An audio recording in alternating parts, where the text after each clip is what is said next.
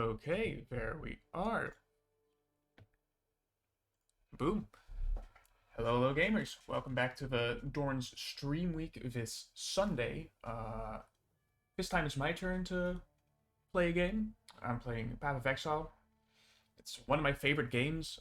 It's in the same genre as Diablo, Last Epoch, and Torchlight, but it has a very, very high barrier to entry, which I will show today, and I will try to reduce that barrier. Because it has so many mechanics, the game has basically been growing on itself for 10 years at this point, and they very rarely remove a mechanic, so it's just adding on adding on adding, which makes it very hard and difficult to play.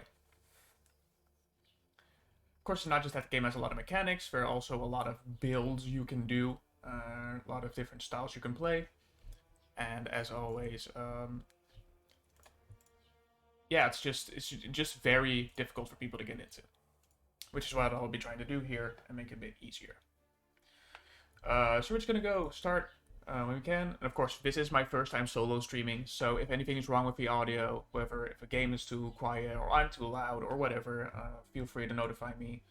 I'll look at the chat every now and then. And of course, if you have any questions about the game, also be sure to leave them in the chat, because I want this to be a good experience for everyone. And not leave you for questions, because I want more people to play this game. Same thing with after the stream is done and you are considering playing it, feel free to DM me on Discord or whatever, and maybe I can help you.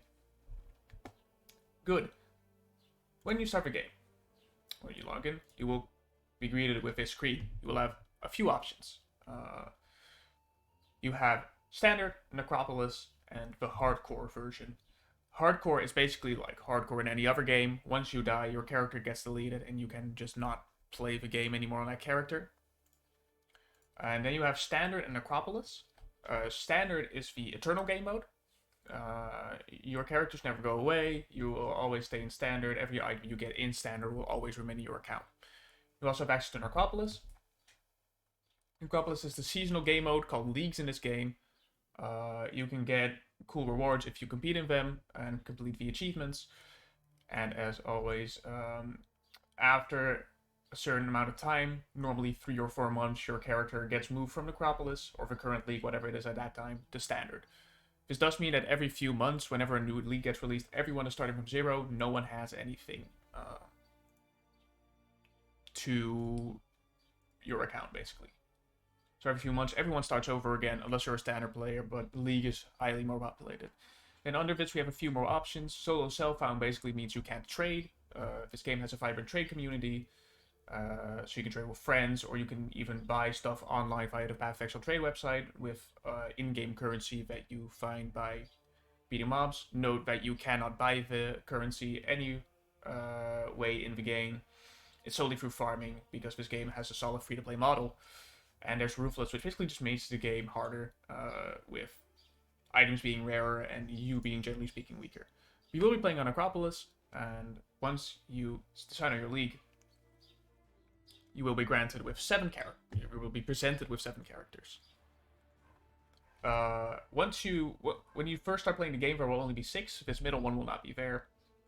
And the characters are based on an attribute system. There are 3 attributes in this game, being Strength, Dexterity, and Intelligence, and every character has either 1, 2, or in the case of the character that you don't unlock yet, she's a mix of all 3. So just a quick rundown of all the characters. This is the Templar. The Templar is a Strength and Intelligence character, which means he's kind of beefy, kind of tanky, and he also still casts spells. This is a Shadow. Shadow is Dexterity and Intelligence. This means he is quick, and yeah, I guess you could call it cunning. He's like slashing fast, and he uses mines and traps, for example. This is the Marauder. The Marauder is the pure strength character, which basically means he's just dumb as bricks, slow as a snail, but he hits pretty hard, and he has a lot of HP. This is the Scion, which you will not have seen yet once you start the game for the first time. She's a jack of all trades, and she can build anything depending on what type of build she goes, because she just has access to all the stats. This is the Ranger. The Ranger is the pure dexterity character, which basically just means she's really fast, but uses mostly bow attacks, and she dies in one hit. Well, not really, but she dies relatively quickly. She's relatively squishy, and she's not that adept at casting spells. This is the duelist. The duelist is a dexterity and strength character. This means he is still relatively hard hitting, still relatively beefy in terms of HP, but he's not as adept with a bow, for example, as a ranger. And finally, we have the witch, which is just your standard mage, pure intelligence character, likes to cast spells, doesn't really hold up that well defensively. In this stream, I will just be running through a few acts of the story, depending on how long it takes. My estimated time will be about 2.5, 3 hours, so we will see how far we get, really. And where we end up is where we end up. For this stream, we will be going as a ranger because she's relatively quick and I don't have to think too much about what I'm doing with her. And we need to name her character. I don't know what I'm doing. Let's start this stream showcase, whatever. So stream, of course, my gamer tag, and stream showcase because we are streaming for the Dorn Stream Week. As always, all proceeds for this stream will go to the Rag Week. Feel free to donate if you can. No forces. You're not forced to do anything, of course. It's just nice. And here we go. You wake up on a beach on an island called Rayclast. You are sent here because you are an exile from, because that's the name of the game, from a kingdom. Every single character committed a different crime. I would not be able to tell you which one they are, but they sure are there. There's a lot of lore in this game. No one really cares too much about the lore. You can read into it if you can, and there are some really good stories, but most people are just focused on playing the game because it's already complicated enough, and having a lore with it is more difficult. You see your animation mark, we have to talk to him, and a zombie will spawn. That's your first enemy. You just shoot at him, and he'll die. We pick up our first skill. In other games, you normally get skills for your skill tree. That is not how it works in this game. In this game, you get skills via skill gems, which you can either buy from NPCs in the game, or you can just pick up from random mobs. And every skill has an effect. For example, our first skill we get here is Burning Arrow, which gives us some fire damage to our attacks, which you can socket into the green slot, because every piece of armor has their own slots, which are either one of 3 colors. Green for dexterity skills, blue for intelligence skills, and red for strength skills. Which we will all see as we progress, but now because we are the pure dex character, we will only see the one skill color. And we just walk onwards. General rule of thumb in this game is to not kill too many mobs. If you kill too many mobs, you will just slow yourself down a lot. Of course, you can do it if you're just running through the game casually, but if you want to achieve a realistic, decent time at completing the campaign and getting to the end game, generally speaking, you don't kill all the mobs. Here, we pick up our support gem. This is how your attacks get stronger. As you can see, on the light of myself here, as you can see, this is a support gem, and we can socket it in a green slot. By itself, it does not give a skill. It only empowers the skills we already have. How do you know which skills it can support? It's on the side here. First, it shows here supportable skills Burning Arrow, so you can always check there. Now, how do we make sure it's supporting a skill? You can see this little bridge between 2 sockets. That's a link. This means that these 2 sockets are linked, and any support gems will affect its skill. You can also see that there's a small little letter up here next to my skill, which means it is now supported. And momentum basically grants us a bit of movement speed and a bit of attack speed as we're casting the skill. Okay, good. We are walking up on our first boss here. And after that, we will access to our first town, where we can show the NPCs and what they'll do. This here is Hillock. Hillock is your first experience with a unique enemy. Enemies have rarities. They can be either normal, they can have a blue tint to them, which means they are called magic enemies with a bit of extra modifiers. They can also be yellow, which means they're rare. Same goes for items. Items can be white, as in his ones. It can be blue, and as you can see, it comes unidentified. And what unidentified means is you cannot use it yet. I cannot socket this in my build. I need to identify it using a Scroll of Wisdom, and it will also reveal whatever mods are on that item. For example, this one has a bit of increased attack speed, and it adds some physical damage to your build. But we are not a strength character, so we will not be using this. And now we will see a great filter of this game, what scares a lot of people away in the first 10 minutes. I leveled up. This means I get a passive skill point, and I can use this in my passive skill tree. Now you may be thinking, what is going on here? Which is fairly understandable. The passive skill tree is divided in 3 sectors, much like the attributes. Because if I look at my character here, you can see that intelligence is on top, strength is bottom left, and dexterity is bottom right. That may be blocked by my face cam, but you can see most of it. The same function goes for the skill tree. Int is on top here, dexterity is over here, and strength is over here. And of course the characters with mixed attributes are in the middle, so strength int is here, dex int is here, and strength dex is here. Every single character has their own different starting point from which they will go. And it also incorporates which nodes of the skill tree are close to them.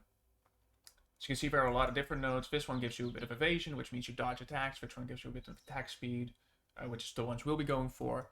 And this allows for a lot, and I mean a lot, of build variety. There are builds that go from all the way here to all the way over here, for example. This means that every character can access every skill on the tree. There is nothing specifically locked out from you. It is only based on how many points you'd want to spend. We will be going for this one. The attack speed and projectile damage.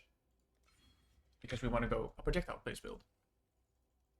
Yeah, the skill tree is intimidating, to say the least. And here we are in our first town, the Lion Knight's Watch. Once we exit the previous zone, by the way, you cannot enter it ever again. I can open the map here. There's no way to get there anymore. That is not a thing that will continue to happen in this game. It is only for specifically the first area and some areas because the map heavily changes. Every town has a few different vendors. We have our gem vendor, which provides us with more skills. As you can see, we also have the blue skills and the red skills here. The red skills here, because this one's getting blocked by the webcam. And every town also has an armor vendor, which sells you different items. For example, shields, body armors, boots, whatever. You can also see that for our quest reward we got our skill, Galvanic Arrow, which is what we will be running to level with for a bit. I'm also going to just sneakily pick up some items here because I want to make the leveling a bit faster, running through areas.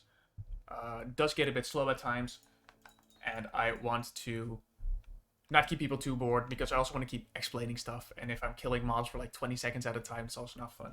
So I'm just going to grab some unique items I prepared in advance. That let me move faster. This one lets me attack faster. This one is just a helmet that makes me a bit more tankier.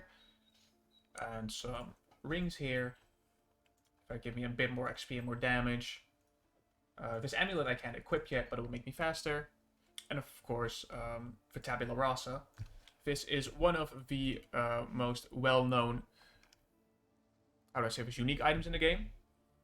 It has no modifiers whatsoever, but it has 6 linked white sockets. White sockets, unlike sockets with a color like green, blue, or red, are able to be filled by any color gem. And as you can see, it is also 6 linked, which means I can support a skill with 6 different supports, or 5 different supports, and it'll still function. I'll also pick up some upgrades for later, being our second ring here, our bow, which we will be using, and our quiver. Quivers are something exclusive to bow classes and just give modification to your stats on the bow. They can add more attack, damage from any element. They can have more attack speed. They can even make you move faster or make your arrows pierce a target.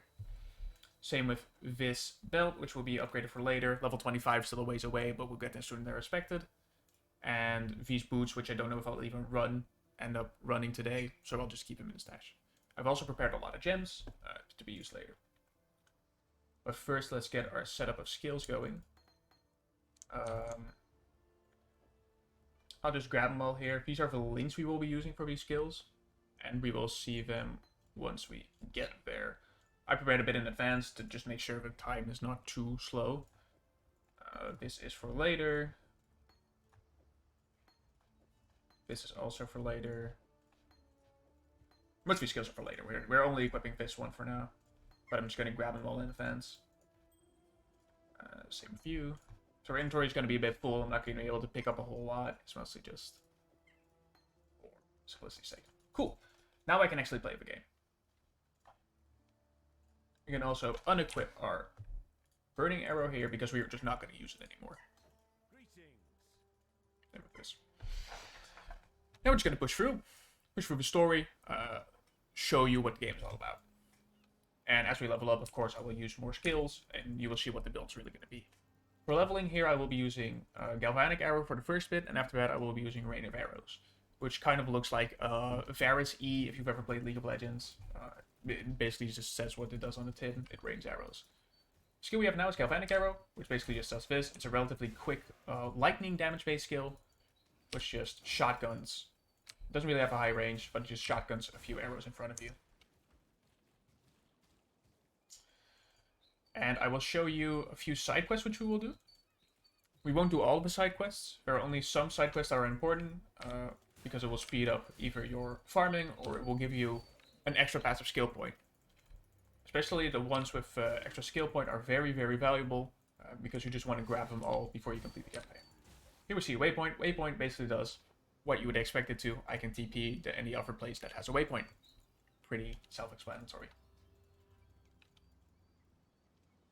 Here we'll go to the tidal island. It's our first side quest zone. We are doing this because once we defeat the boss here, he will drop a movement speed flask. Flasks are basically like potions in any other game. As you can see, they are at the bottom here. I currently have Life Flask and Mana Flask. These are what you'd expect. But there are also things called Utility Flasks, which have a different effect based on which Utility Flask you have. We need this Medicine Flask. It may suggest, wow, we don't have the space for it. I just have too much gems. Well, that's funny. I can pick it up now. And Portal Scrolls. Portal Scrolls, once I activate them, they will create a portal to the nearest town. Simple as.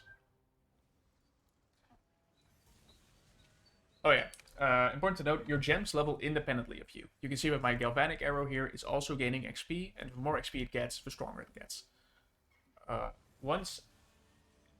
This also increases the requirements that you need to run the skill, so it may increase the attribute requirements, so you need more dexterity to level it up, or you need to be a higher level on your character to level it up. But theoretically speaking, I could still be a level 90 character and buy a level 1 skill, and I have to level it all on my own. Good. Talking to Nessa here for our reward gives us our first flask, the Quicksilver Flask. We cannot use this yet because it's level 4, but once we can use it, it will give us 40% increased movement speed once we activate it, which just basically means we'll be going a lot faster, which is a lot handier for us. She also gives us some support skills, which we don't need because we already have everything set up.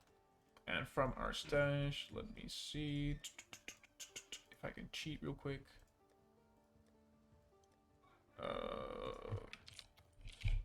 Give me a bit. I'm looking for an item, but I don't think I have it. Oh, there we go. I have a second Quicksilver Flask ready, which we will be able to use.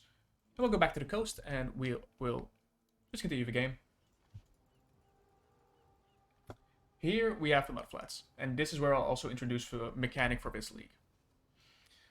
This is the Lantern of Armor, which gives the monsters in the area increased modifications. So for example, the zombie will do increased damage, and the Roas will do physical damage as lightning damage, which basically just means they'll do more damage. We don't want this on the Roas because the Roas are the scary ones in this area, but this will also mean that they have better rewards when killed.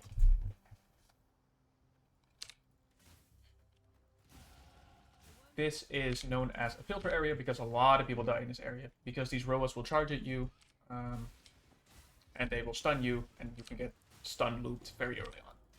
So this is an area where a lot of people die, but it's something you get used to. Happens at the beginning of every league. Note that I am doing much more damage than you would probably be doing at this time, simply because of all the items I gave myself. Just because it's way easier. For me to talk about the game without having to think much about if I'm actively killing the enemies. As you can see here, we have a blue pack of enemies, like these Roas, which means they have an extra modifier, and they do a bit more damage, and they also give a bit more XP.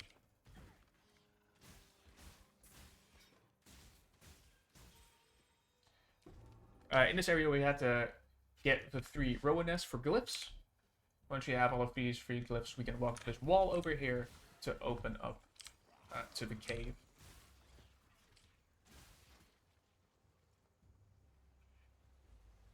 which will give us to the submerged passage. We have 2 more skill points, which we are going to just simply invest in here and in projectile damage. Skill tree looks intimidating. I promise you it's not that bad. We will also have access to our 2nd and 3rd skills here. The 2nd skill is simply dash. Guess what that does? It lets you dash. And our 3rd skill will be shrapnel ballista.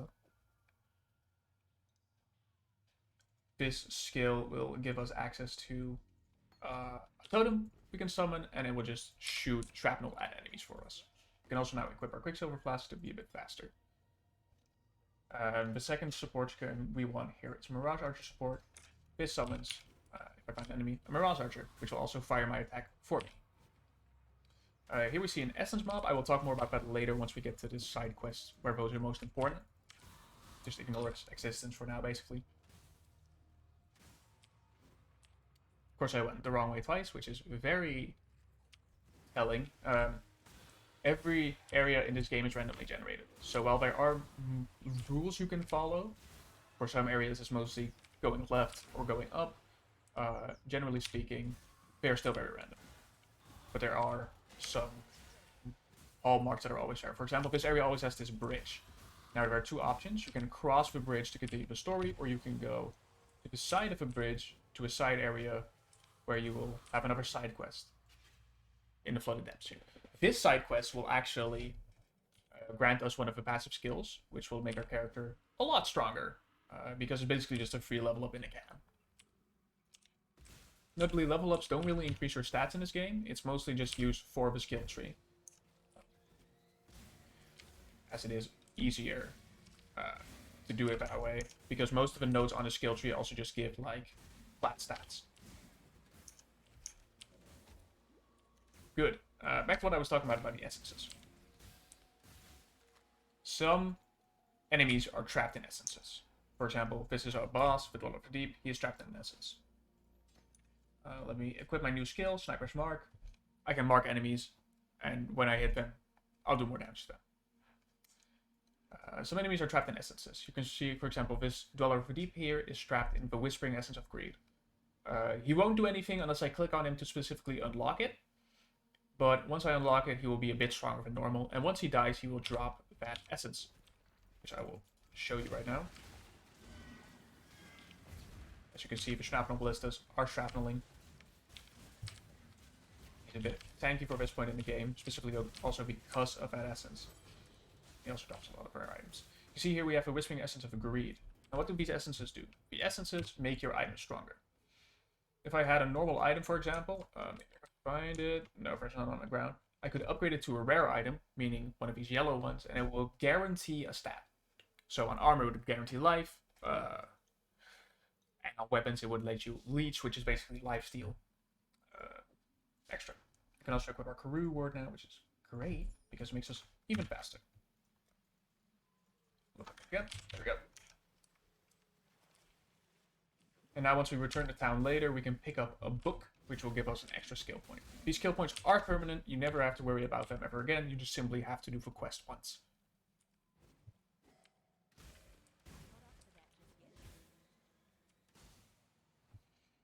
And we're going back to the rest patches to go back on the main path here and actually, you know, do the story as it was intended.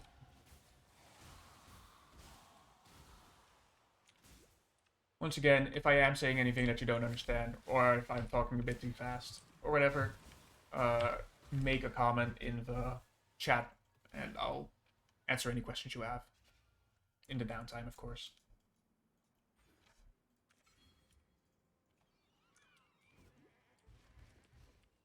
Now it's just mostly pushing through different areas until we get to another boss fight. That's a pretty large part of this game's story mode. It's just killing enemies, progressing, killing bosses, but that's very normal for the genre. I understand it may get a bit boring, but the dopamine hit of leveling up or finding a cool item will just keep you going. Some areas also have optional boss fights. Not in a different area, like the Dweller of the Deep was, but in the same area that are just not required or not needed roadblocks.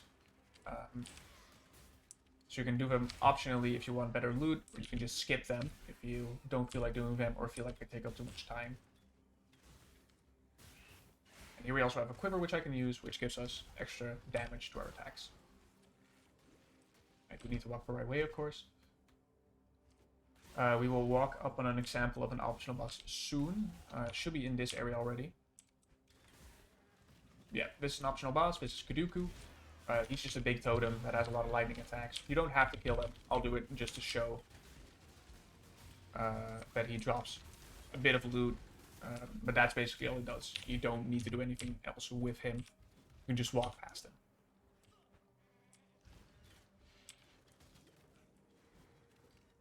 And here we are in our next area. The Legend and Climb are basically just two small intermediate areas where nothing big really happens.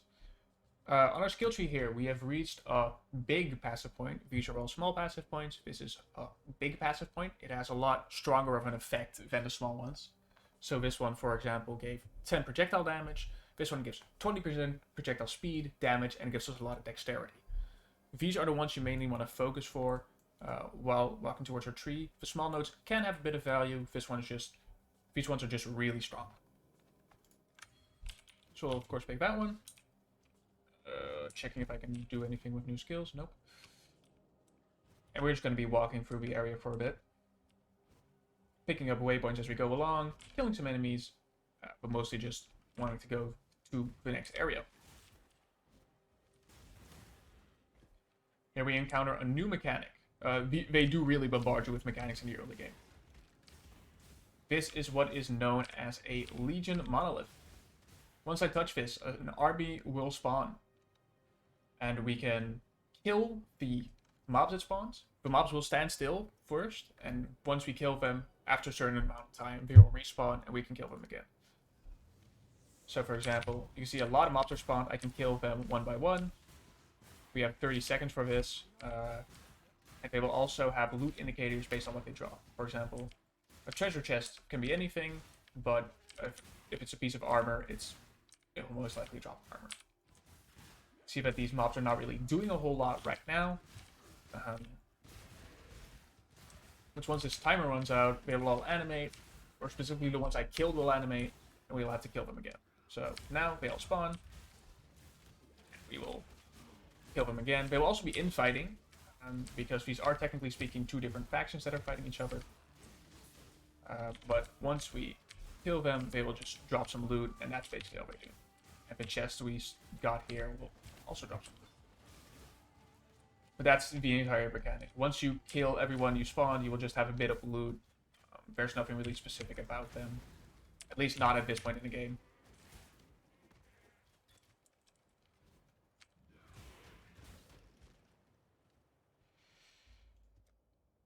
Good.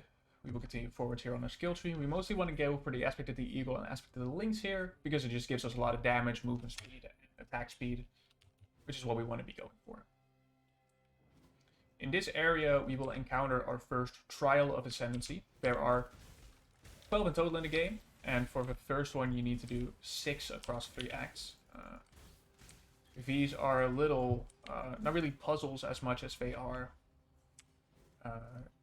just areas filled with a bit of traps you have to complete. For example, these spikes here, they don't kill you, they just deal a bit of damage, so I can just mostly ignore them. Because I'm pretty tanky for this level. And at the end of each one, you will be greeted with a Trial of Ascendancy plaque. If I don't die here on the spot, that's pretty handy. Greeted with a plaque. Once you touch this plaque, you will unlock one of these circles. There are 6 in total, and once you have all of them, you can ascend, and you get access to really strong passive points. Which is probably where I'll be ending the stream today, if we once we ascend. And there are 12 of those in total, divided 6, 3, 3 among 3 different ascending opportunities. Now I do need to, of course, find my correct way out here.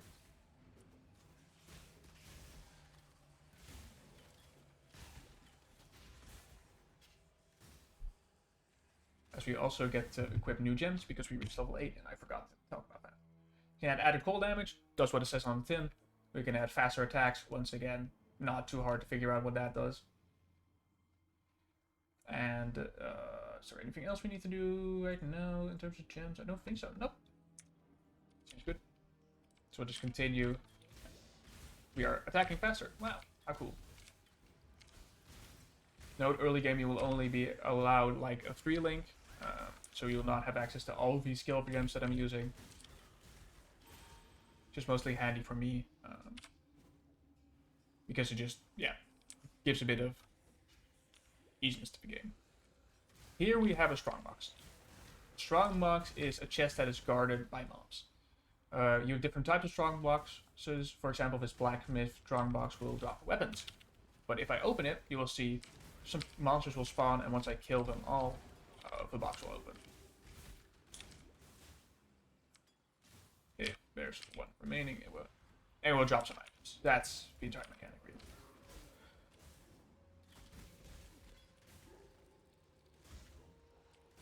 Now it's mostly just trekking through the area. But if you get a cool drop or anything, that would be really cool. We're also level 9, which means we will be able to get our new weapon online once I get to the next area. I'm saving my level ups for the next area just because it will be a bit of a slowdown to stand still and maybe die because I'm in my passive skill tree. Going up here, and we will be grabbing this one and this one down here. Get access to our new bow, Stormcloud. Unique items have a lot of unique modifiers. Haha, get it. Stormcloud, for example, completely negates any physical damage we do, but it adds a lot of lightning damage. In this game, you can have 3 types of elemental damage, being fire, lightning, and cold. The skills are also based around that, but it will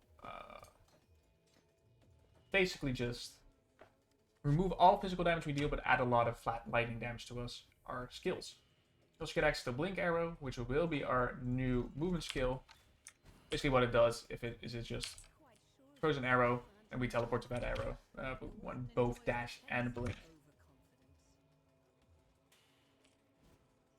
And especially with attack speed, this will get a lot faster. Next, we also want to move this to here, and add this one. I'm just checking my skills real quick. Yeah, okay, cool.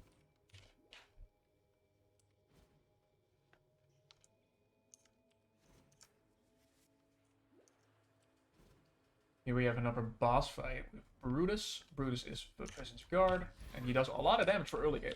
He's really strong, actually, but I deal more. Just because I'm a bit turbo buffed right now.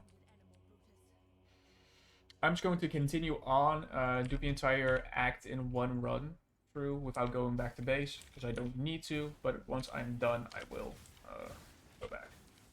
For this area, you would think to follow the path, but once you reach the end of the path, I mean, I'll just do it for educational purposes. Turbo Pet Surge are real. It's like playing Zeri, guys. You can see that she has closed the wall, and we will need to just go to find a new path on the side here. It's always down a cliff, so if you're ever confused about where you need to go, just hop down the cliff and follow that path. Now this part of the map is always cursed. Every direction you go is the direction the path is not. So if I go left here, it will probably be right. And if I go right, it will probably be left. That's just how the game functions sometimes.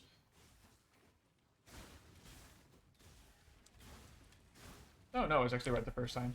Big.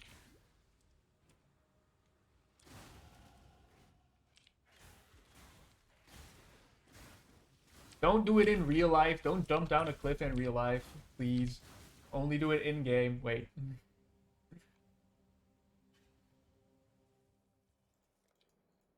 We'll continue to go down here. Here's the ship graveyard. This one has 2 additional areas next to it. One of them will be used to get ourselves another passive skill point, and one of them is used to progress the story. Once we hit level 12, this is level, yeah, it's level 12, yeah. We will swap to our main skill, which we will be using for the rest of the game. A big way to scout out additional areas is by the big orange door that will appear on your map, like that one. This is also the correct way we need to go, so that's very helpful. And once you follow through these doors, you'll just be in the next area. But they'll appear once they're a bit out of your vision, so it's hard to walk past them. In this cave, we will have to kill a boss to pick up an item. Once we deliver that item to an NPC, I need to put myself on mute, I've realized in this game.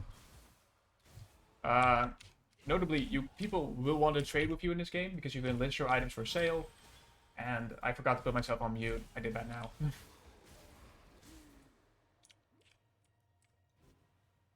So also yellow exclamation mark marks a big item for you. In this case, the Olive Flame. And once we exit this graveyard cave, we have a little quality of life change.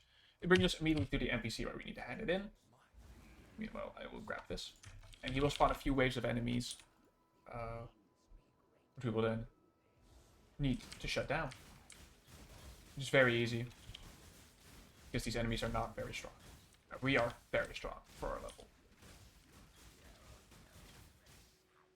Then the boss himself spawns. And we just need to shoot him. And once we return to town, we will get another skill point book.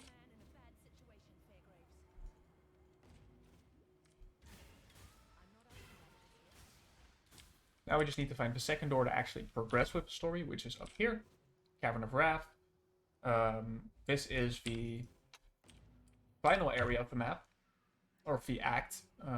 Where we will be killing the act boss, and then we will get access to the next act. And that's basically for progression you will be having throughout this game, through the story mode. Go to a few areas, kill a few bosses, and then at the end of it, you will kill the boss of the act and get access to the next one. In total, there are 10 acts in the game, divided in 2 parts, part 1 and part 2. How do I want to say this? We have a very good naming scheme at Grinding Gear Studios. Here we go. Cavern of Anger is just the deeper part of this area.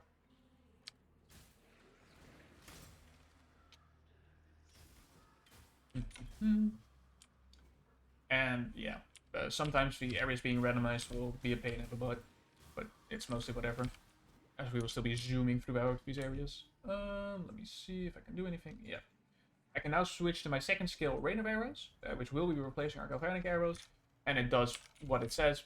It rains down arrows. Very high tech, I know. If you don't like the way the skill looks, blame Mink. He decided on it. Smile.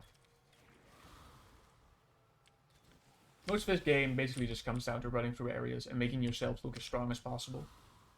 And of course, there are hundreds of different skills you can build around, especially with the diversity of the skill gem system. So nothing is really limited to your character in any way. Next up, I will be going down here, because I want to go to this point here.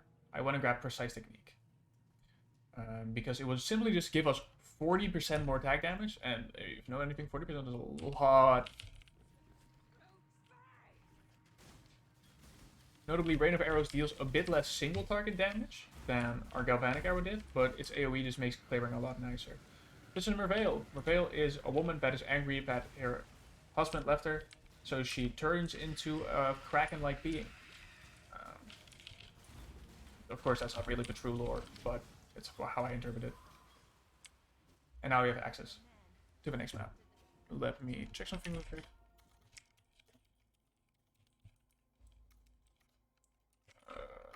Need to open something up. Yeah. So after this, we can finally go back to the town and grab our skill books. This is 1. And this is 2. And once we consume them, we will simply just get 2 skill points. Notably, we do not need to do all our side quests. For example, here on the side we have a dirty job. This is just not worth to do early on. It gives us refund points. So if we made a mistake on our skill tree, we can refund that skill. We don't need to do that right now. The only reason we want to do that is later on, so we're just not going to do the side quest right now. Simple as.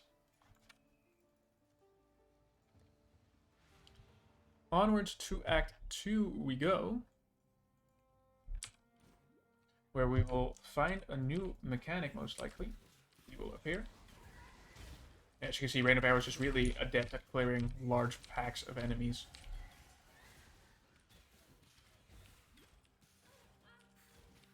Bear in mind, this game can get a bit clustered at points, so if the quality of the stream drops for a second, I'm sorry. It's trying its best.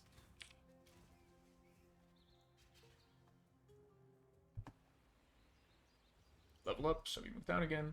Here we have another very good node because it gives us attack speed and accuracy.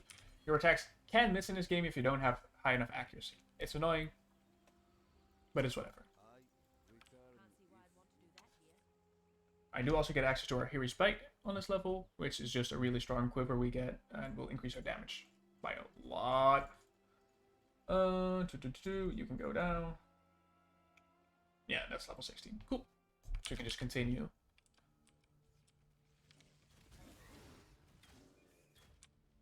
I will not be showing all the Trial of Ascendancies, because that would just take up too much time to do every single little side quest, because most of them are in areas you don't normally go for the story, but I will point out where they are. For example, if I go east here, there will be a trial. Here we have a new mechanic. It's called the Bestiary.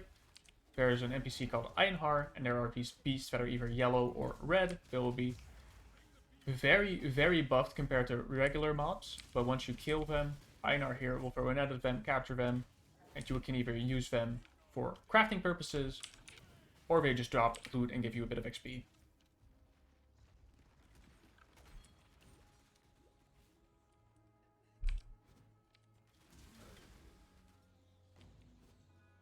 And the red beasts are generally speaking a lot stronger than the yellow beasts, so this one is tanking a lot more of my attacks than the other one would, but it would also give a lot more loot and XP on kill.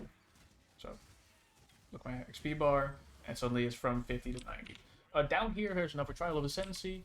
We will not be doing that, because it's too much of a detour. I'll just assume that I do all 6 because it carries over from my upper accounts this league, and simply say, simply do the trial that way.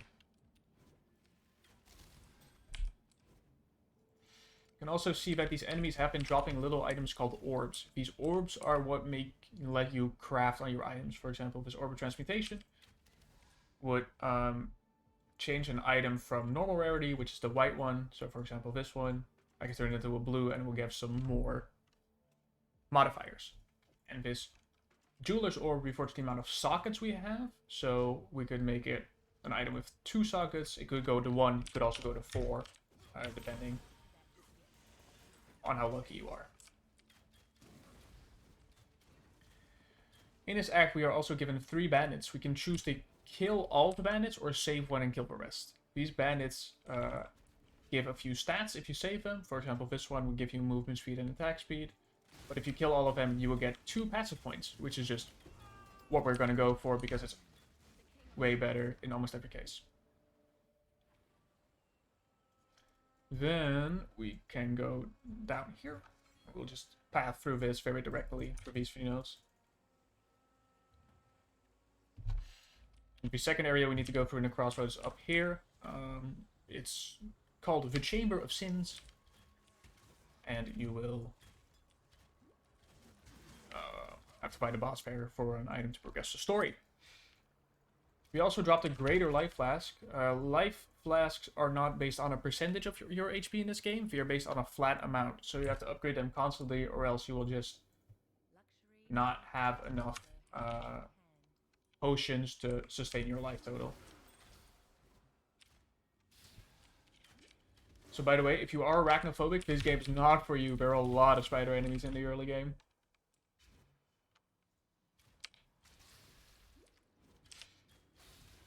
Basically here we just go in the direction of waypoint here. So we grab it and whichever way was pointing, we just follow that way all the way to the second floor.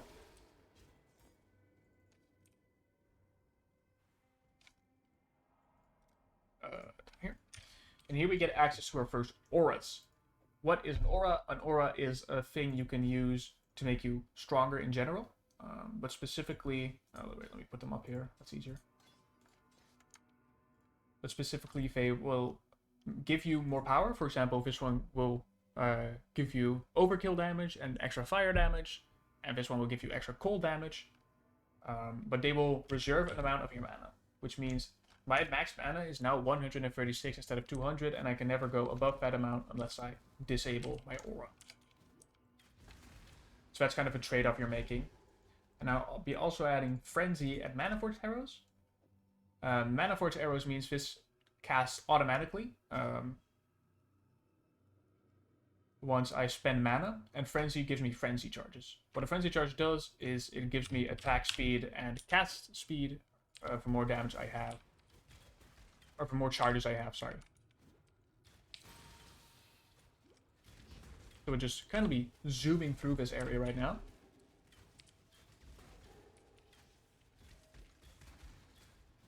We're looking for a long hallway like this one. And after this, it's just a small boss fight. We'll get a gem and we can go back to town again. I'm not up to that just yet. Notably, not a skill gem, another type of gem. It's mostly just like mass murder. Okay, you're already exiled. It doesn't matter if you're murdered now.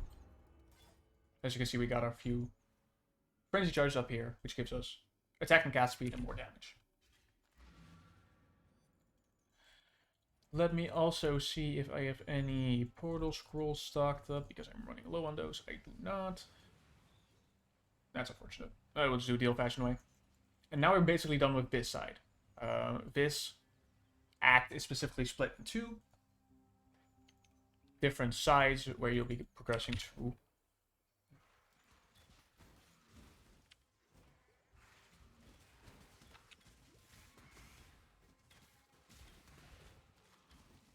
And yeah, sometimes there's just a bit of downtime. There's not really anything too interesting to tell once I'm just running through an area.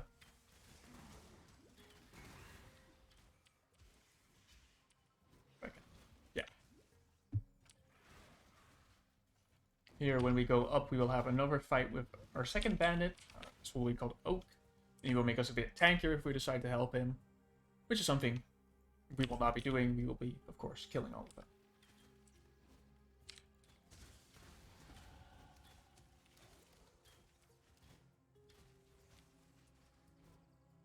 I can find his entrance to his little thing. That would be very cool.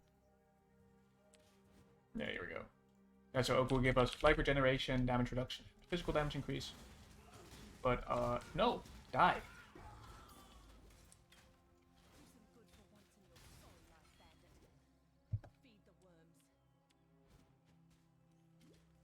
Here we don't have to TP back, because if I go up here, there will be a waypoint sooner than later. Which will be tucked in a completely different quarter. So that's fun.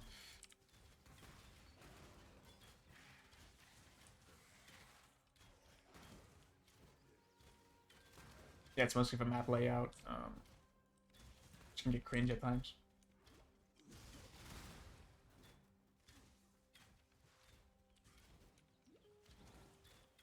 Where did they put this waypoint?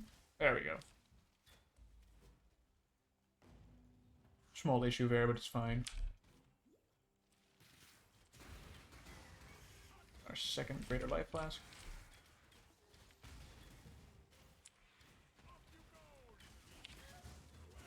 Let's kill these before I jump over. There we go.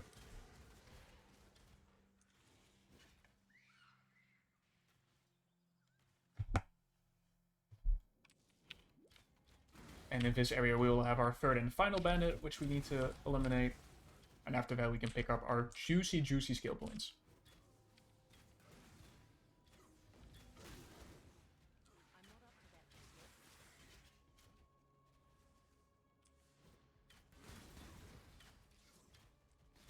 But before we do that, we will simply follow the path. And we will face the guards that have been stated. Remember that path we couldn't go through in our last act? This is where it's blocked. So once we kill these guys, we can open it up again.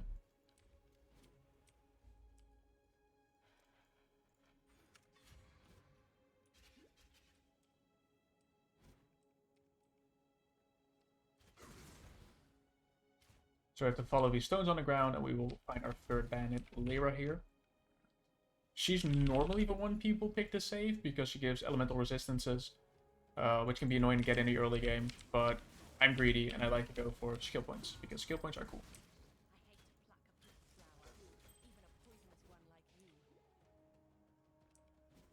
And then the final thing we need to do in this part of the map is go on the other side of the road from where Alira was. And there's a big spider we need to kill to progress with the story.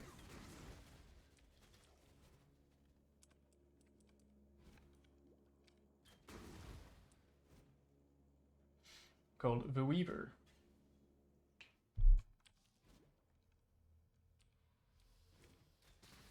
Like I said, this game is not safe for arachnophobes. There's also no setting to turn it off, if I recall correctly, so that may be a killer, to say the least.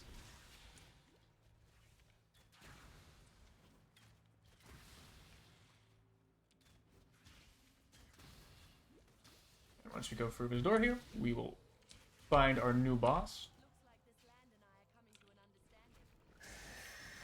She spawns a few spiders, and once we do enough damage to her, she will leave for a bit, spawn some more spiders, and then she'll come back and we can just kill her. If I have enough mana, that is. I do have some mana leech in this build, so it's basically lifesteal but for mana, but not enough yet to fully sustain it. Cool. And we want to grab a spike, and we also grab a lot of skill gems we can level up. And then we will, let me see where we want to go on our tree next. Probably just down here. We will go to character selection. This is the old-fashioned way of going to town without having to use a portal scroll. You just relog and you'll be back in your town. Now we will hand in all of our stuff.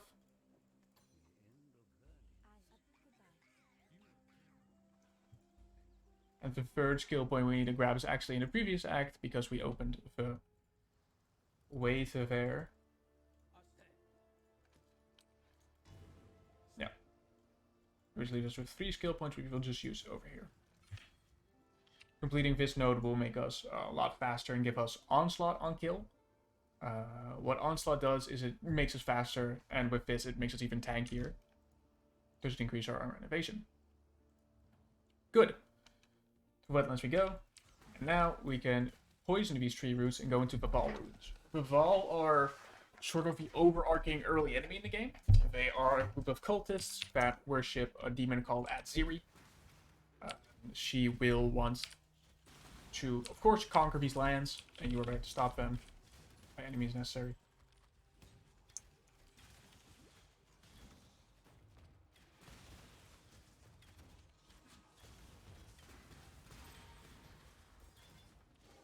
Also need to pick up an item here to show you guys what a new mechanic is. So if an enemy could drop something, that would be really nice.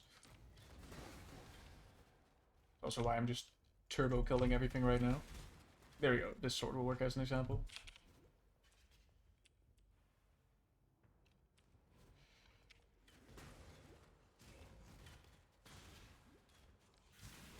Because once we go to the next part, we will see this altar. This is a corruption altar. We can use this to corrupt items. Corruption changes an item in weird ways. It can give it, can completely make it a different item. It can give you what's called an implicit, which means it's just an extra modifier to the item. Or it can straight up just delete the item. But what's important is that once an item is corrupted, you cannot modify it again. So for example, this sword gained a lot of extra modifiers, but if I wanted to, for example, use a jeweler's orb on it, I can't because it's corrupted. So it's kind of a trade offer. You have to hit it really big at once, or if you miss, you're kind of screwed.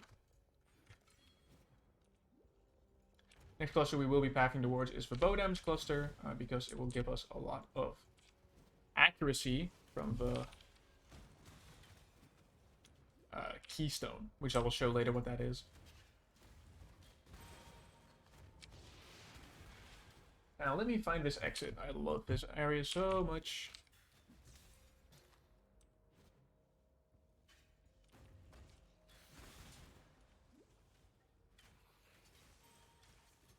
Is it down here? It's never down.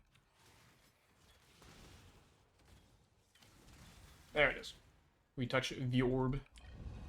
And we can just continue now. I don't think we ever have to go back anymore, so we can just complete the act in one run now.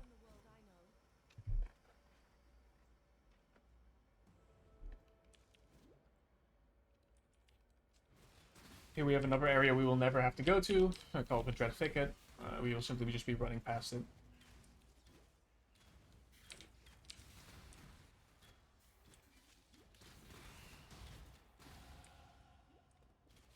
Here we have a new mechanic, Ritual. Ritual, it spawns a lot of enemies. Every enemy you kill grants you what's called a favor. And the more favor you have, the more items you can buy in the Ritual Shop.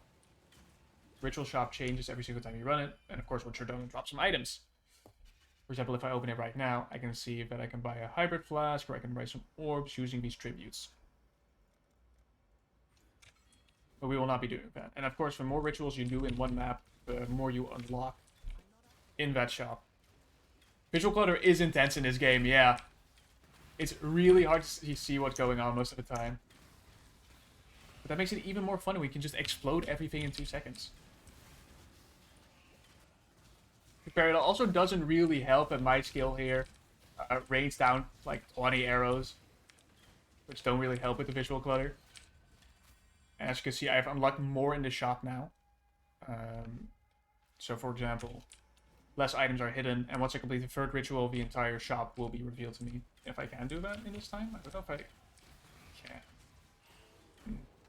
can. No, I already found where I need to go. So, guess we're not doing the third ritual.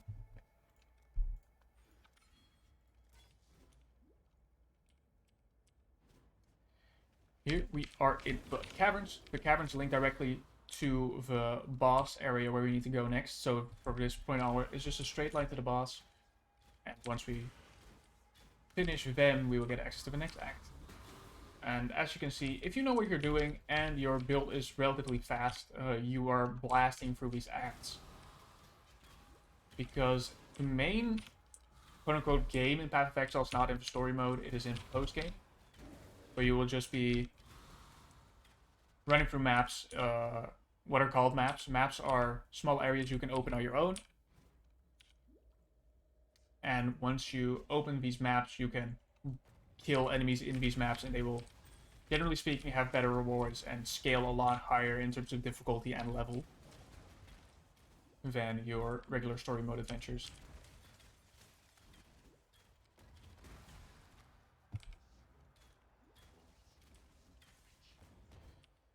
Now here we just need to find the access to the pyramid. This leads directly to the Val Pyramid, where we will find the boss. But this layout is always relatively annoying. Because you think it's one way, and then it turns out to be another way. And you think you find a good path, and then the path turns out to be closed, but we did find it. And apparently there's a crafting recipe I never picked up. Huh. Anyway, I can explain what crafting recipes are now. In this game, you have access to a crafting bench. Once you touch a specific crafting bench, once you touch a specific thing on the map, you will unlock one crafting option. You will start with a few automatically, but you will unlock more as time goes on. These crafting mods are additional, so if I craft something on an item, it doesn't change anything else about the item, other than that it has a crafting mod, but it does need to have space for that one mod. You'll be finding our door here. The first floor of this pyramid is always in any random corner. After that, the subsequent floors will all be in the diagonal from the thing where you entered. So here I enter the top right, so it will be in the bottom left, for example.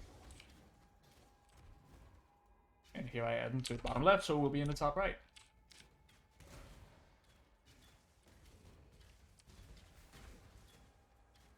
And once we reach the apex, we will get our boss. This is a boss that takes like 5 years to spawn, so grab yourself a drink while we wait for it. Meanwhile, I will be checking something.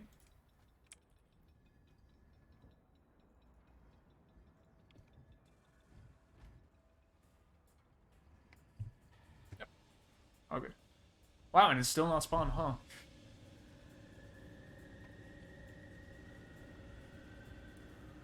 Let me see. When do I get you? 28. Okay. Really 24.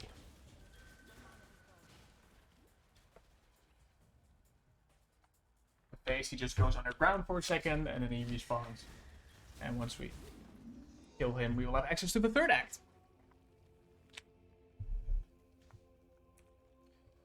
See if there's any else I can equip. Elemental damage with attacks is really good.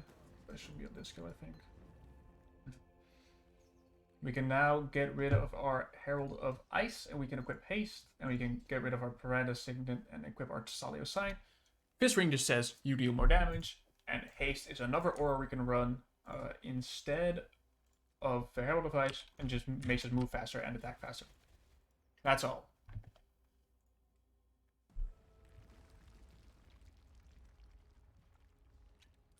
But because of this node over here, we gain mana per hit once we hit an enemy.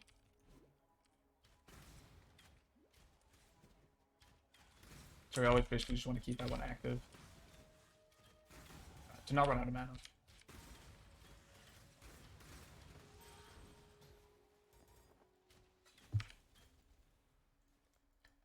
We will now go... Let's see. Probably down here for elemental damage.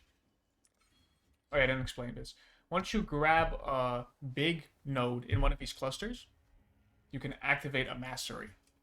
These masteries just give specific things or extra boosts. But if I didn't have Farsight, I could not activate this.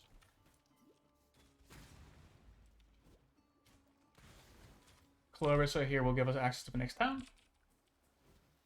Which is probably the final time we'll be visiting? I don't know. We may do 3 acts, we may do 5, depending on my timing. Because Act 3 is when you ascend. And I think that's a nice cutoff point to show. But once again, it all depends on how much time I have left at the end of it. Here in the slums, we need to save Clarissa's husband, who is currently in a place called the crematorium. Gee, I wonder what happened to him. But she wants him saved, so we'll do that. And this area is very big, but eventually we should be able to find it. I have a big old yellow door on the map. Here it is. Crematorium. In the crematorium, there is, of course, as always, another Trial of Ascension you can do, which I will be opting to skip, because I've already done it on another account. That is Varus from League of Legends. Look at him go. Wow, Varus E? No way.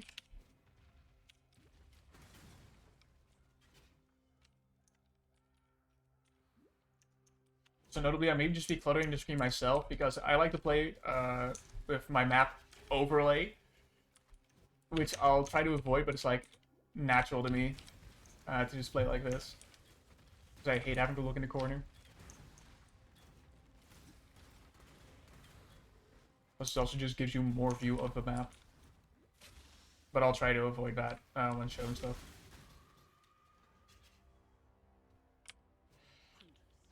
I see, and this is her husband. I don't think he's making it out of this, but I may be wrong. Hope I'm wrong. But I don't think I'm wrong. She goes, I go here, I pick up his bracelet, and we go back to give it to Clarissa. Generally speaking, I am not picking up most stuff, simply because I don't need to. Because these items that I have already are good enough for me. But you do need to pick up stuff on your own in this game. I'm just very, very lazy and speeding through this.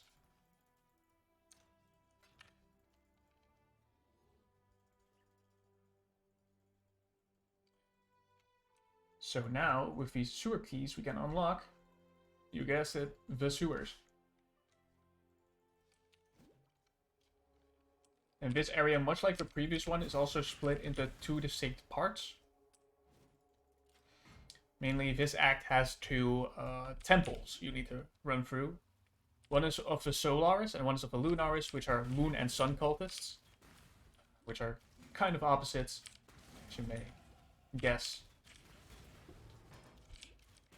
in this area we need to pick up 3 busts, 3 platinum busts. 3 different, I think they were senators or something in this game, lore. And if we pick up all 3, we get another skill point, which is why we love doing that.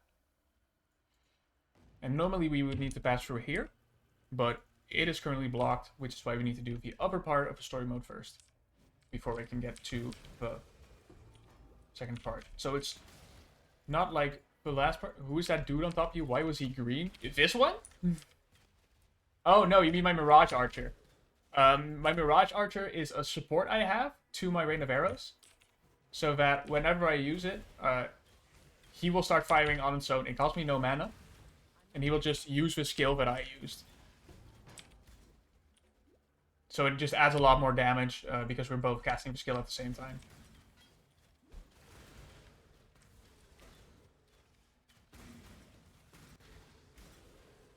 So it's just green me.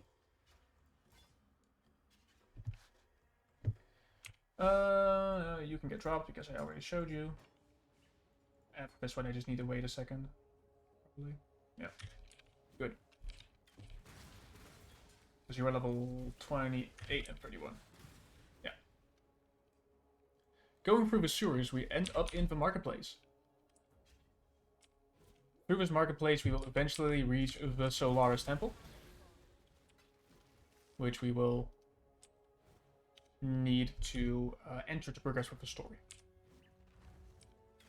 We will find another door here with the catacombs. We don't need to go in there, but it does have a Trial of Ascension, so you need to run through it the first time you play the game. The most painful thing about this game is when you run out of movement speed flats because you just move so terribly slow, and it's not something you're used to. After just speeding through.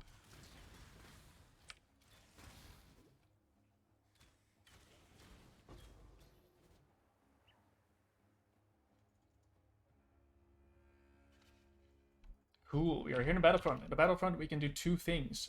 We both need to do them, but one order is easier than the other.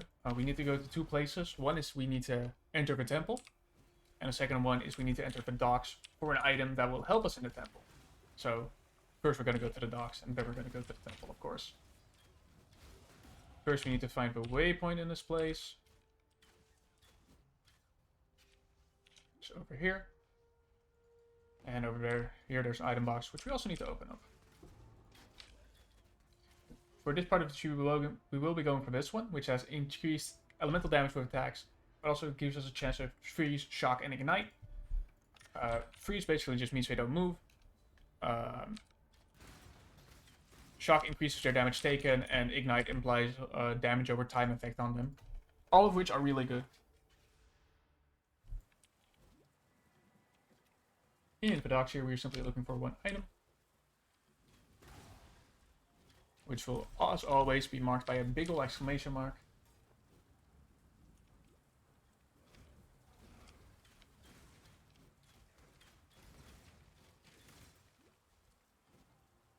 But this area, much like upper ones in this game, sometimes very annoying to traverse.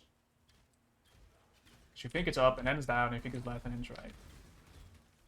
And this is one of the more random areas in the game, but doesn't really have a set path.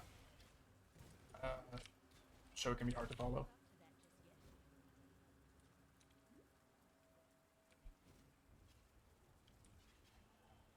So for example, I was wrong there. It's down here, probably.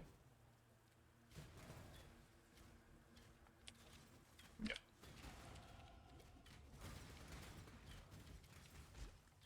This game is cool. You should download it. It's only like 40 gigabytes. What's it's worth? And it's free. There's no pay-to-win elements whatsoever. It's only the only thing you can buy is cosmetics. But yeah, now if we pick that up, we can go back. Grab our extra point here, and this in, and this in, which gives us another passive point book. Yippee! And now we just go back to the battlefront, and now we actually enter the temple we talked about.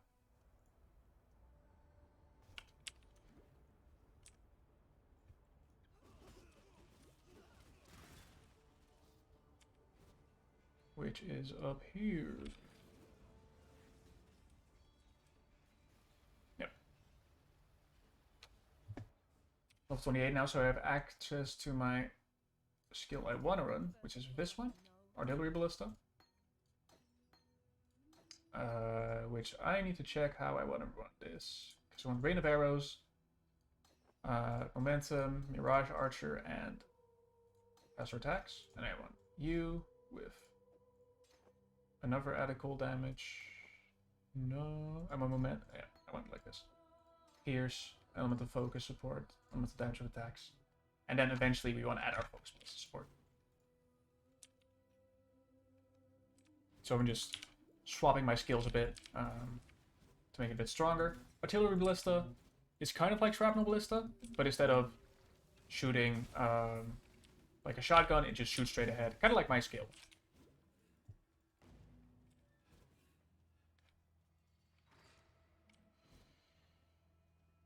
In the temple, we just need to go to the second level of the temple, find the woman we need to talk to, and then we can open up the path through the sewers. That's currently blocked.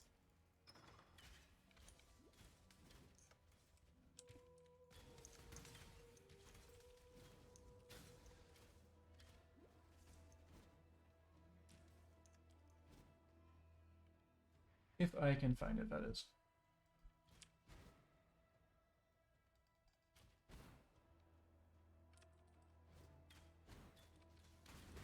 There we go, it's probably down here.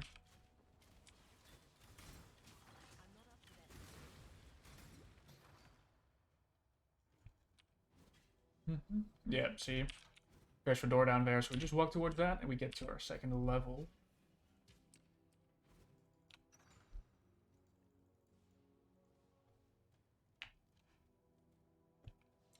Cool.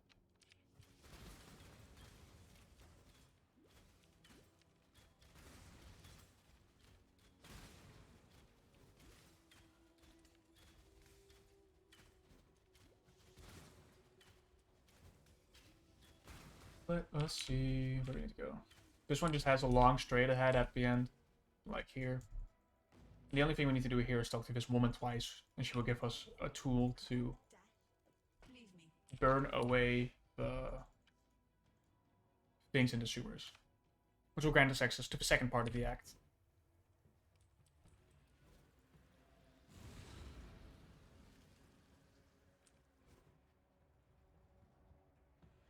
Starting with the Ebony Barracks. Here we need to do first two things. First, we just need to walk up and kill a general that's just standing here. And secondly, we need to enter the Lunaris Temple to grab access to a tower where we can fight the Act boss. Okay, I am running through this a lot faster than I expected, so I may just be playing the entire first part, depending on how it's going.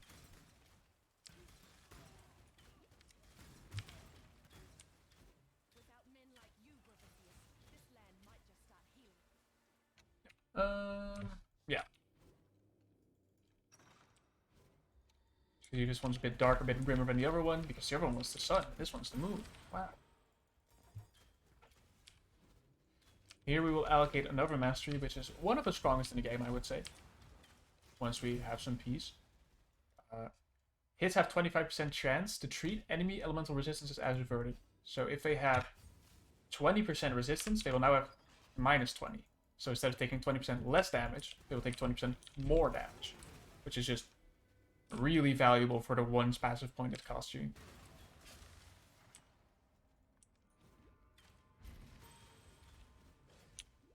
Let us see. Of course, it's much like the other one, we have two levels, which we both need to traverse. And after that, there will be a funny little boss fight. Quote unquote funny.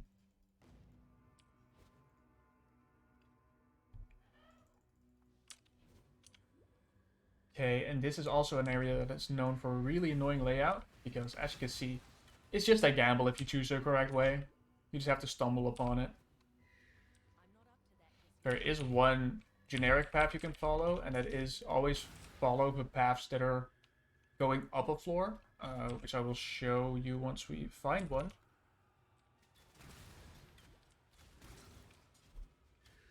Not down here, nope. Yeah, for example, here this goes up a floor, so we follow that one.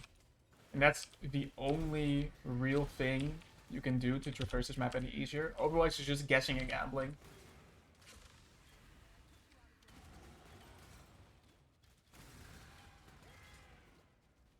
So down here, for example, there's another one where we go up floor. I'll allocate that passive point later. So we just follow that.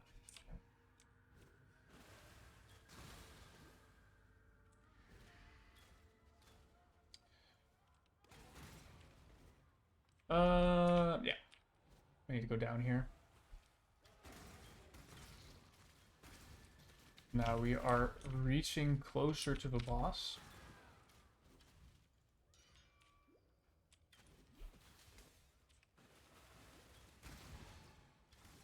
I accidentally deactivated my auras. Don't know how I did that.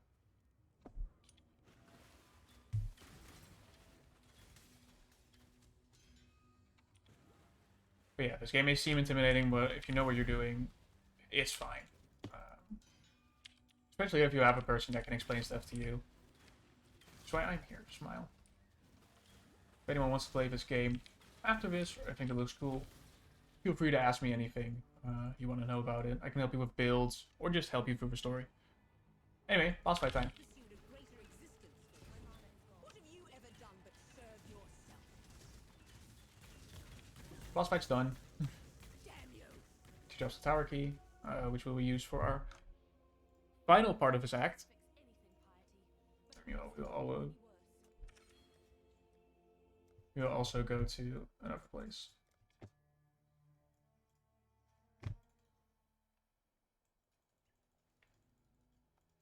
Because if we talk with this dude, we will get a skill point book.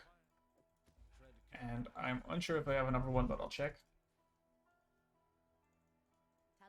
No, think so. No, it's only this one. Now we will be pathing up here to the accuracy mastery, because we want a bit more accuracy for the precise technique. Because we want our accuracy to be higher than our life, and while it is right now, that could change in the near future.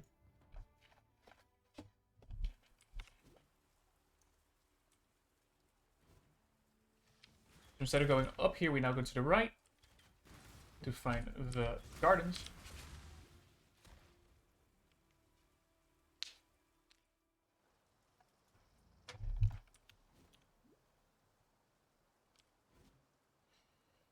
Here we just mostly like follow this path. There is also the sixth and final trial of ascendancy in this area. Once again, not doing that, but after we are done with this act, we can ascend. That's an item we don't have to pick up, but I'll do it anyway. Alright, fun. This is a quest item that only gives you a refund point, which is not something you want to aim for, generally speaking.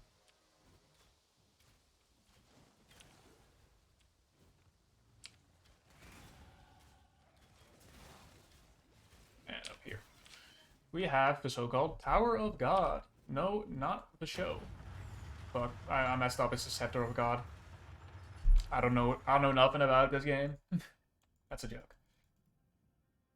Why do we insist on building mountains? Why not just go and climb them? This is another multi-floored level. It has like 5 floors, I think. Something like that. And it's divided into the lower and the upper scepter. And once we reach the top, there's one final boss fight. And then we can ascend.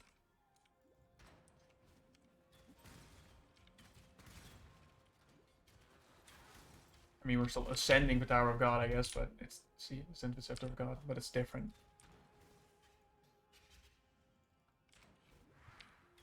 The higher we get in this tower, the more we see how weird it can get sometimes.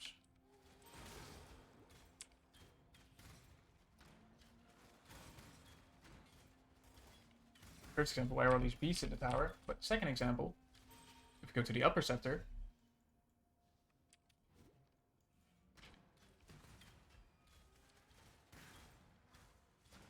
we will slowly... Or not yet, because we don't have to walk there. Next one, next one.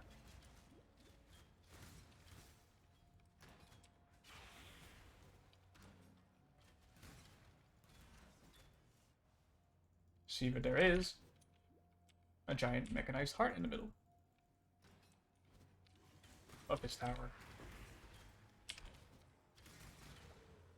Which, while being metal as fuck, don't ask me why it's there. I don't know.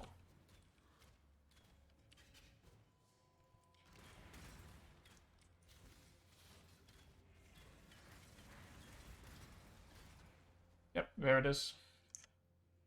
My metal heart. What is it doing there? I don't know. And now we are sure. I think this is the last floor we need to find. After this is the boss fight. Yep. This boss fight is a bit different than the ones we have had up until this point. Instead of being just you fighting one boss, it is sort of a rush of different mobs that all spawn at the same time. And after that, the true boss spawns. Which is this dude, Lord Dominus. As you can see, we are absolutely melting him. And once we kill him, he transforms into a giant demon creature, which is not very fun to see, but it's there. This game has some weird, really weird visuals, to say the least.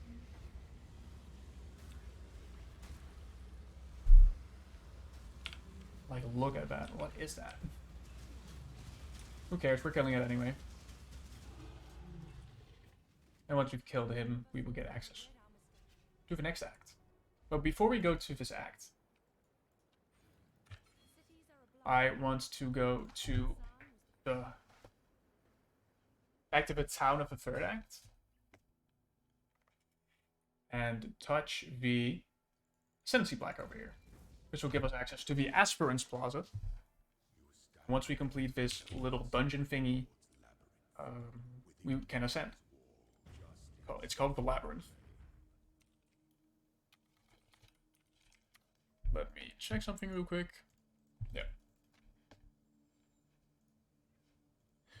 This is just an area that is filled with a lot of traps and extra mobs, and once you die here, you have to do it all over again. So if I die in the middle of this thing, I will have to go back to the start. But once I beat this labyrinth, I will be able to ascend. Now, there are 3 boss fights, all of them against the same dude, but you do damage to him, do more damage to him, and at the end you actually defeat him. That dude is called Izaro. He's the Lord of the Labyrinth, and in lore, he wants to find an aspirant or a replacement emperor because he himself cannot create one, basically. So you can see, we only did a quarter of his health, but he's already gone. Am I not annoyed by the minimap being center of the screen? No. I have learned to play with that, so it's second nature to me. I find it more annoying that it's in the corner, because it's harder for me to know what's going on. Yeah, it's mostly just toggling. You can toggle it with tab, so I can just do it whenever I need to find something. But it just also gives a lot more visibility of a map. Because, like, if I go back to the previous area, in a corner, it would just be this small thing. But if I press tab, I can see the entire path I've already traveled.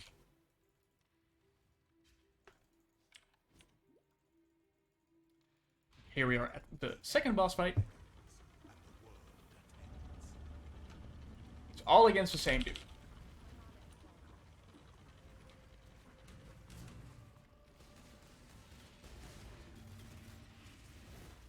Well, he has a lot of cool attacks that don't matter, because we are killing him really quickly.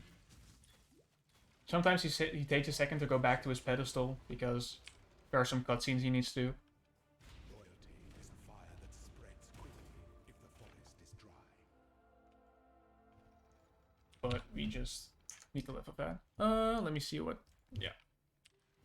I have to Look a bit at what room we are currently in. No way, I fucking died. That was my bad. I'm bad at the game. I just got a bit too greedy. So yeah, as I said, if I die, I have to do it all over again, which, while being a bit annoying, is not the hardest things. And every time you die, you also need to reactivate your auras. Cringe.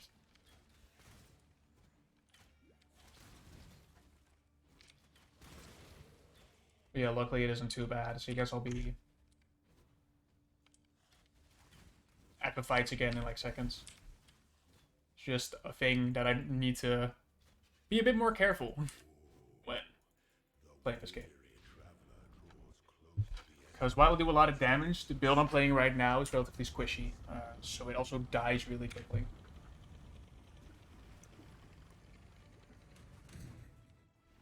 I'm following the age-old adage of just don't get hit. Sadly, I got hit. Wisdom is the offspring of suffering and time.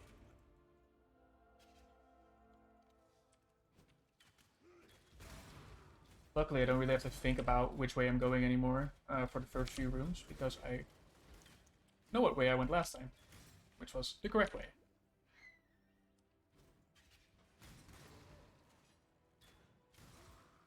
Oh, it's up here, yep. When the time comes to strike, an emperor strikes without hesitation. The emperor recognizes the worst. Zara talks a lot about emperors and needing to find an heir and stuff. That's basically all he does in the game, though. He doesn't really have any lore significance outside of that.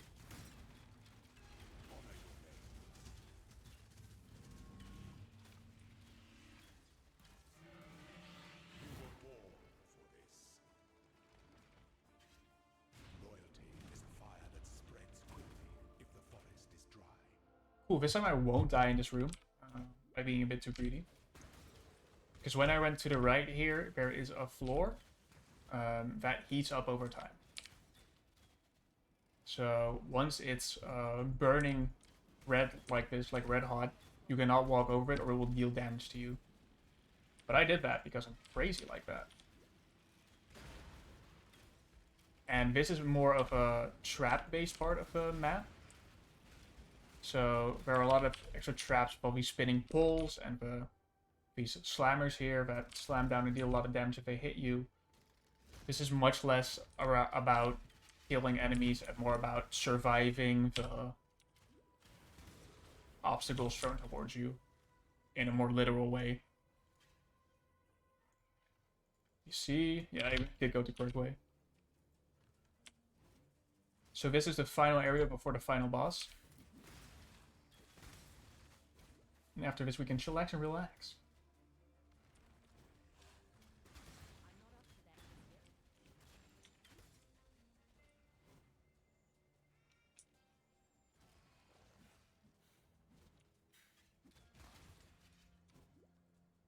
I went the wrong way. Whoops.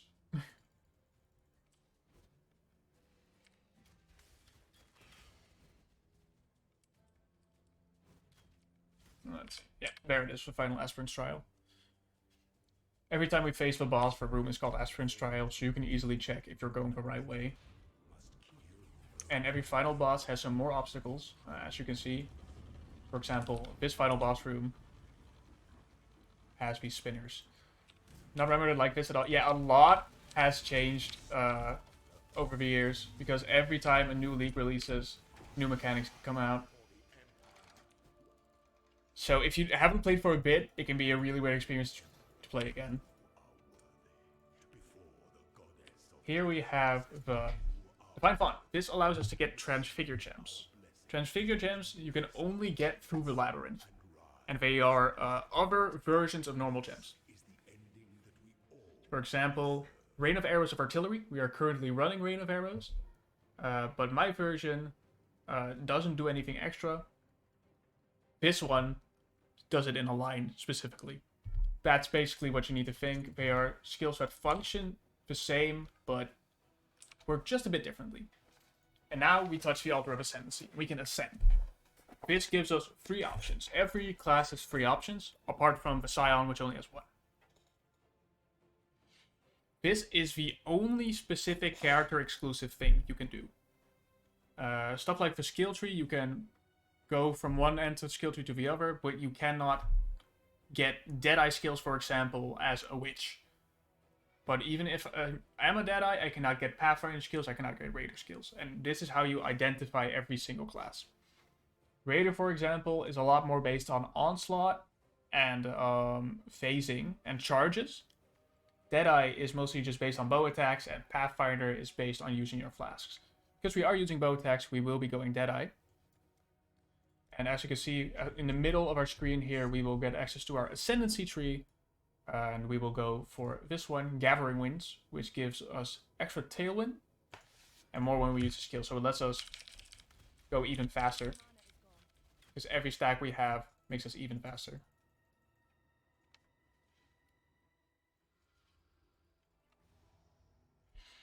I'll probably continue playing for a bit. I'll do Act 4 and maybe Act 5, depending on how much time I have left at the end of Act 4. Because Act 5 is like the natural cutoff point, because it's the end of the first part. But if I run out of time, I'll just not do it. And as you can see, we are absolutely zooming through this map now. Which is why I said I'll do Act 4, because I'm really fast now.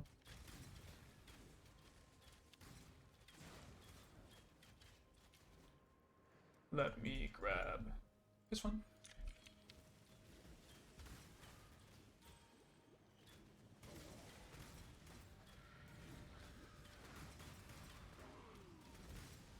Plus, Act 4 is also one of the shorter maps, or shorter acts.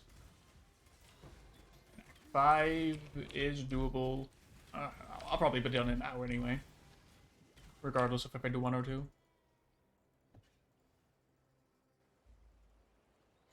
But yeah, this build is just made to go really, really fast through the campaign and just get to the end game really quickly.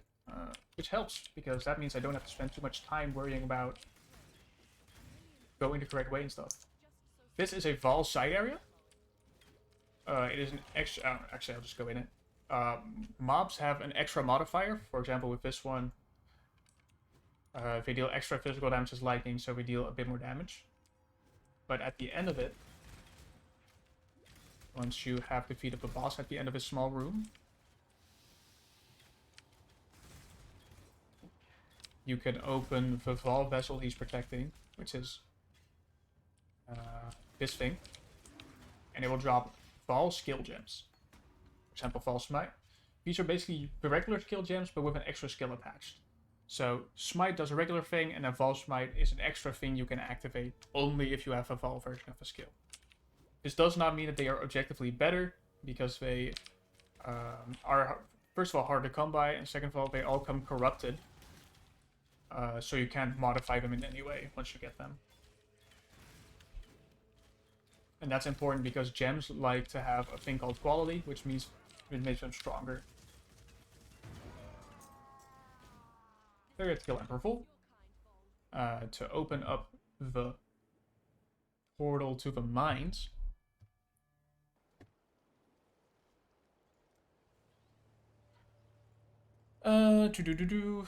Yeah. Grab you. Sorry, I was looking at it over a bit. With banner we just picked up, we can open this and we can enter the mines. This is also a multi-level area. So we have the mines and the mines level 2. Notably, for the rest of Act 4 and 5, there are normal Trials of Ascendancy.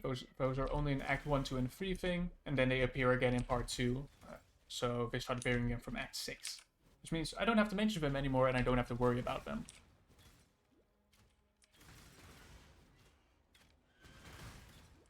But yeah, we just zoom through this area to the mines at level 2.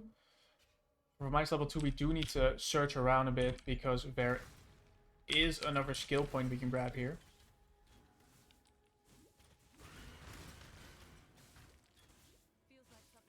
because there is a spirit over here, and if we save that spirit, we get a skill point once we return to town.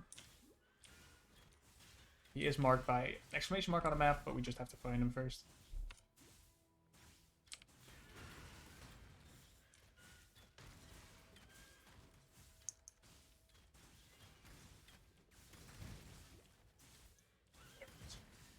Through this red. There we go.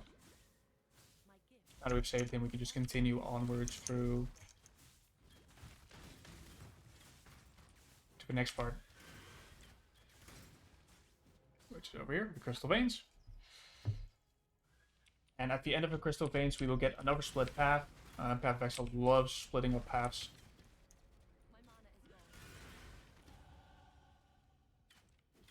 And what do I want to say? You can once again choose in your own order which you want to do, which way you want to do them. It's down here.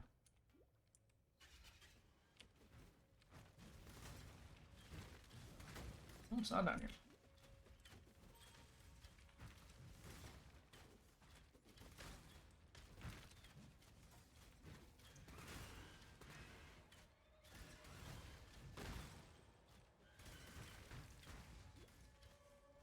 There we go. So here we have two paths. We can either go in KM's Dream or we can go into Resto's Dream. You have to do both of them eventually. Personally, I like doing the Resto's Dream first. But it all depends on personal preference, and in the end, it does not matter which order you do them.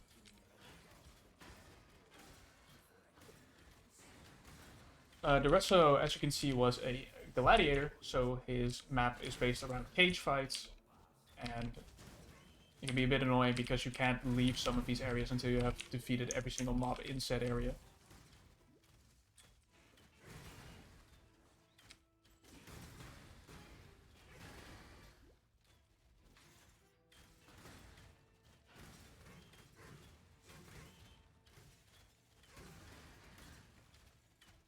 Grab the mana flask.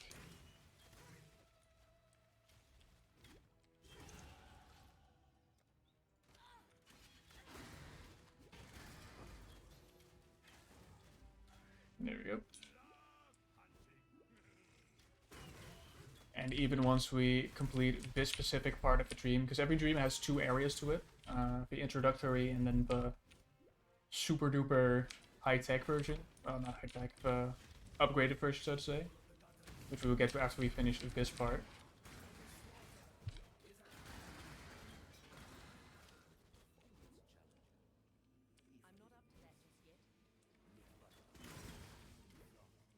Which is the Grand Arena. Once again, he's a gladiator. He gladiates, or whatever the word is. So his second map is based on an arena, and you may be scared because of the insane amount of mobs that spawn in here. You don't actually have to kill any of the mobs. You can just find the exit, you can just follow it through that. You can just ignore them all.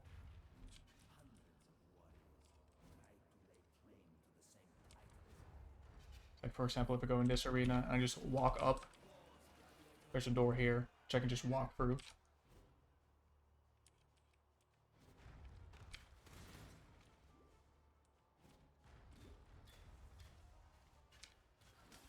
Which you can still kill them, specifically to get your flash charges, because otherwise I will not be as fast as I want to, which is annoying. Imagine being an NPC there, yeah. Imagine being an NPC anywhere in this game. Like, you face literal gods at a certain point. These three you do actually have to kill, I think.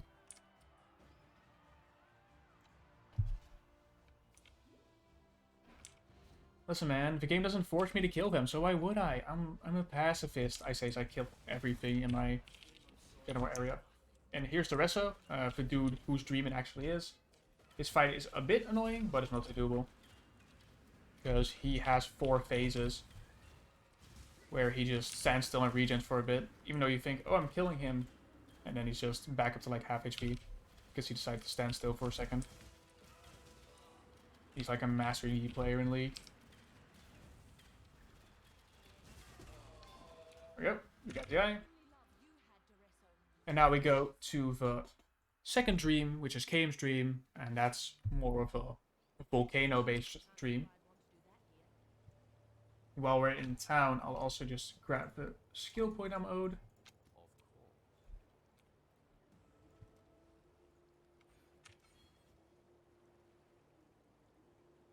I have played quite a bit of this game. Quite a bit is an understatement. Let me see my exact. I have, for the time I have been playing this game, which has been like a year at this point. I started somewhere halfway last year, and I currently have like 600 hours in this game.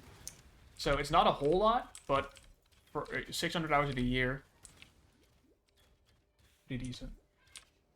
Other MMORPGs, I have tried them. I like play them for a considerable amount for like a week, and then I just drop them after that. I've played World of Warcraft for a bit. I've played Final Fantasy XIV for a bit. And a bit of RuneScape, but I don't count RuneScape.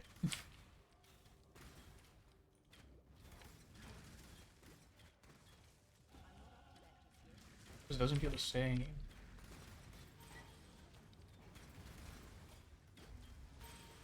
But I have not touched any of those games in like a solid while. I don't count RuneScape. It just doesn't feel. I mean, technically speaking, it is an MMORPG, but it just doesn't feel the same. Like,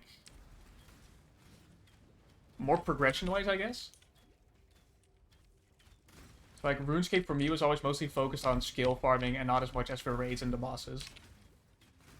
Meanwhile, for like WoW and 14, Final Fantasy 14, I just mostly played for raid bosses.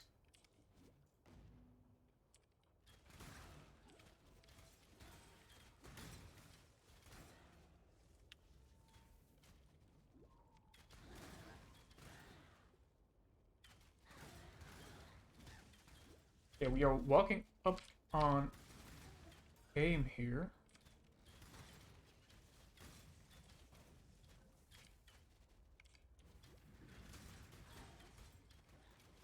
Huh, RuneScape is not an MMORPG.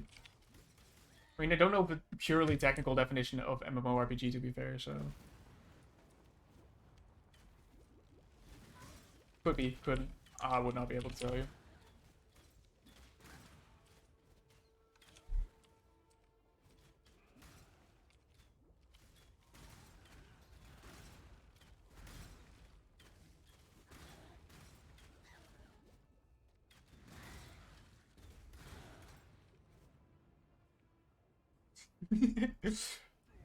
Fair enough. If someone is that passionate about RuneScape to have a 3-hour presentation, I think they know better than me.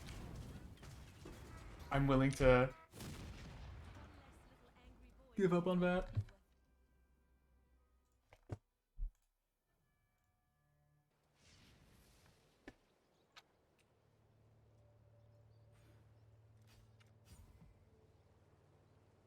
Cool, now that we have both of the dreams completed, we can continue through to Related Jala here, and we can enter the belly of a beast.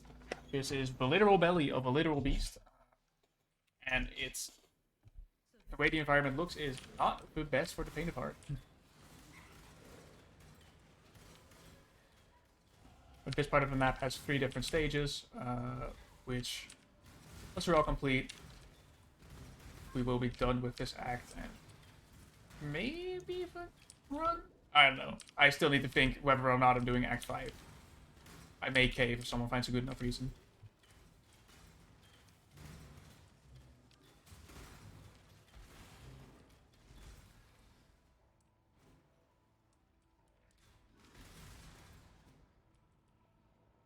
So here's level 2.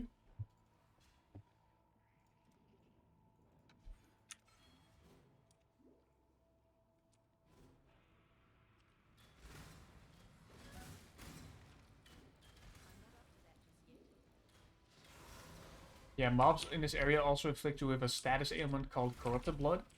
This is just a damage over time effect on you that slowly gnaws away at your life, and it gets really annoying late game because the effect can stack and it gets really strong.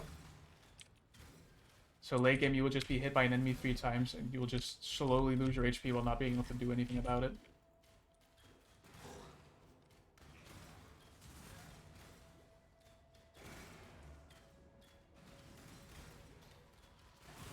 You receive a third and final area after you kill the boss. This is not the final boss of this act. This is like the midway boss, kind of like she was last time. It is a very fun mechanic. This game is just sometimes built to ruin your day. You just earned yourself some bigger prey, Huntress. Very cool. So now we talk to her, and now she's suddenly on our side because we killed her or something? I don't know.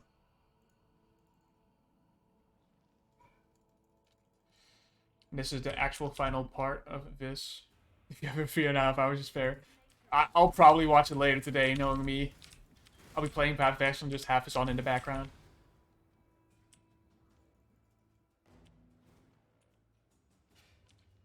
So in this part, we need to face 3 other mini-bosses.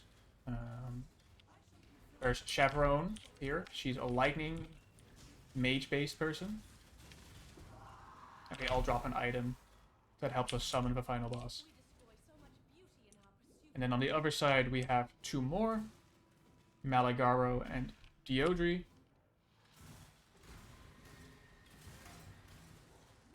If we can find them. There we go. Sorry, not Diodri, Dodri. Or I still don't know how you pronounce that name after 600 hours, to be fair.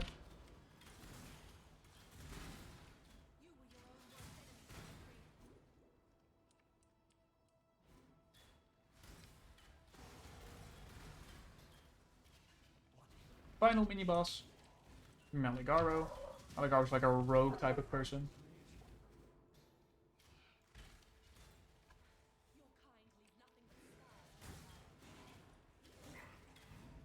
And once we have both 3 down, we can open up the black core and face the actual final boss.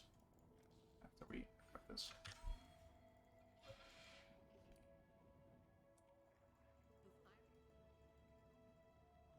Oh, I still have to talk to her. I was like, wait, why is it not opening?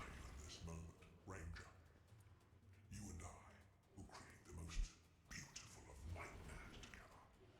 Creation. Usually the concern of nature, isn't it? Not anymore. It's the actual final boss, which we are absolutely shredding. And then he corrupts Piety, we need to kill Piety. And it's basically just a back and forth of needing to kill the final boss. And killing Piety. I ran out of mana blast. This is not fun.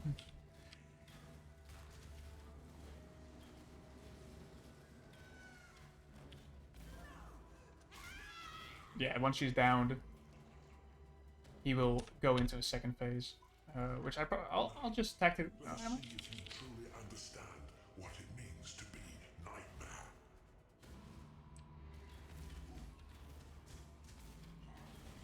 It's like I'll just tactically die here to refresh my mana flask here, so that I can actually fight the boss.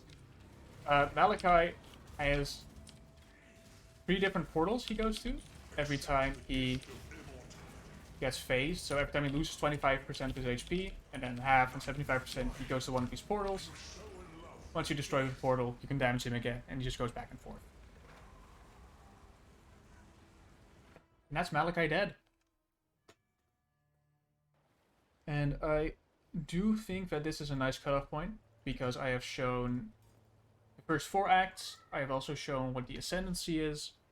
And I feel like I've done a pretty nice job explaining everything. Not to toot my own horn, of course, but it's hard to play the game and explain stuff while you're going along with it, right? But I do think this is where I'll end the stream. So, of course, thank you all for watching. I wish you the best of fun with the other Stream Week streams this week. And if you are interested in playing Path of Exile after this little showcase I've done, feel free to DM me on the Discord. My name is Certus on there. And I'll help you with whatever you want. I can even buy some items for you if you want an easier time playing the game. Yeah, with all that being said, thank you for watching, and I will see you guys later.